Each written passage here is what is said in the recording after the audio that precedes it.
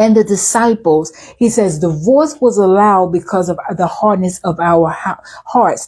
But another reason God, allows our divorces is because God is aware that we make some ignorant decisions. We make some ignorant and immature choices when we choose a spouse. God is aware. Most times we don't know nothing about choosing a spouse. God is aware. Most times we don't know nothing about marriage. God is aware of that. God is aware of the reason we choose a spouse. God is aware that oftentimes we don't look at no heart. We don't think about no heart. God is aware that sometimes we look at the wrong things when we get married, and the Lord is aware of that.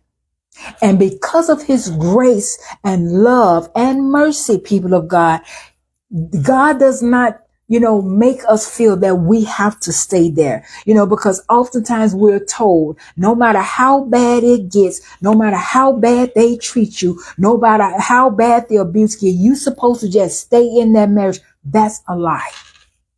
That's traditional teaching, and that's what they did back in the day. That's why a lot of women these days faced a lot of abuse. Why? Because they were told back in the day, just stay there. Let me tell you why that's not what God wants you to do. Many individuals are facing abuse in their marriages because they married a pagan individual. What's a pagan individual? Not just a witch, not just a wicked individual. Let's not just stop there. A pagan individual is also considered someone who's not a Christian.